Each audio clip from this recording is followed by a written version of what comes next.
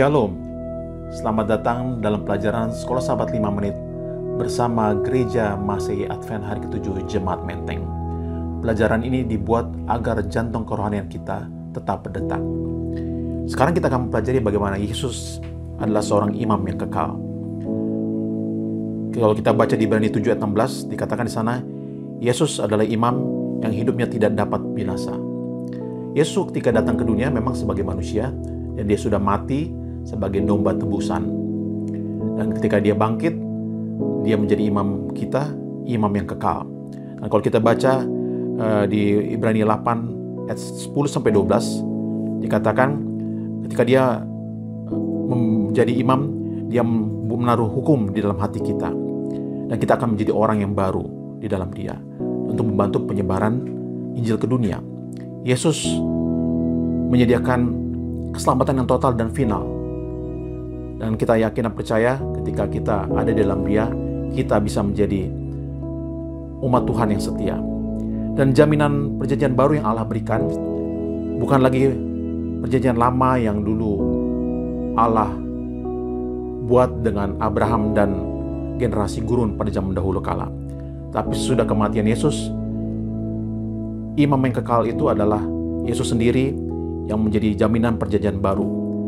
Dan Allah bersumpah Yesus akan menjadi imam selama-lamanya. Kita baca di Ibrani 7 ayat 21 dan 22. Kemudian kita diingatkan bagaimana Bapa menetapkan Yesus sebagai jaminan bagi kita. Itulah kepastian keselamatan yang diberikan di dalam Yesus. Kemudian yang berikutnya, Yesus adalah seorang imam tanpa dosa.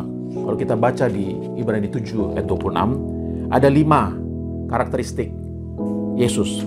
Yang pertama saleh, yang kedua tanpa salah, yang ketiga tanpa noda, yang keempat terpisah dari dosa, dan yang kelima lebih tinggi daripada tingkat surga.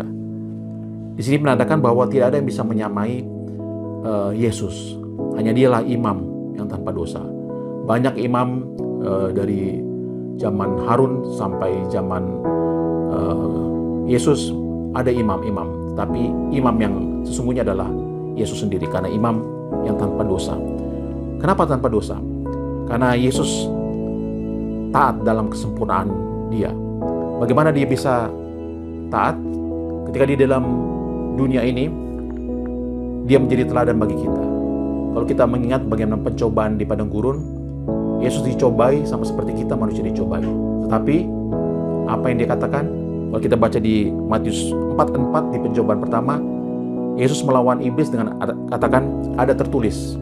Kemudian di pencobaan kedua, Yesus juga mengatakan ada tertulis. Kemudian di pencobaan ketiga di Matius 4 ayat 10, Yesus juga katakan ada tertulis. Itu artinya bagaimana? Yesus terhubung dengan surga. Dia membaca firman Tuhan dari dia sejak dia kecil sampai dia dewasa. Hanya firman itu yang bisa menguatkan Yesus melawan pencobaan pada saat itu, Tuhan.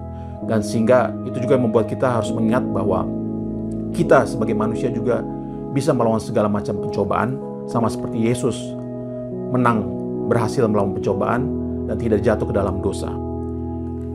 Dan itulah yang harus menjadi teladan kita. Di samping teladan-teladan yang lain yang ada di dalam kitab, kita bisa lihat bagaimana Henok bisa juga masuk ke dalam kerajaan surga, Elia bisa masuk ke dalam kerajaan surga, dan bahkan Musa walaupun dia mengalami kematian, dia bisa masuk ke dalam kerajaan surga. Itu artinya adalah bahwa kita sebagai manusia berdosa, kita juga bisa menang melawan pencobaan karena Yesuslah teladan kita, imam tanpa dosa.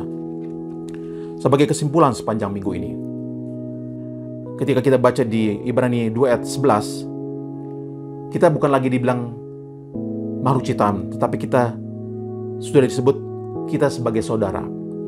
Dia tidak merasa malu untuk menyebut kita sebagai saudara. Kita sudah tidak dianggap lagi sebagai makhluk ciptaan, tapi kita adalah saudara Yesus yang sesungguhnya. Karena Dia sudah datang ke dunia, mati, dan menebus kita dari dosa.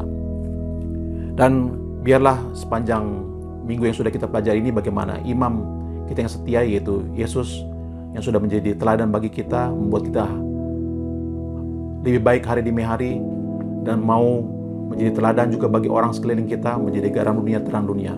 Itulah yang Tuhan mau dari kita sebagai umatnya di akhir zaman ini. Sekolah Sahabat, bersahabat, bersemangat, semua terlibat. Dan ingat, tiap sahabat jangan terlambat. Kiranya Tuhan memberkati kita.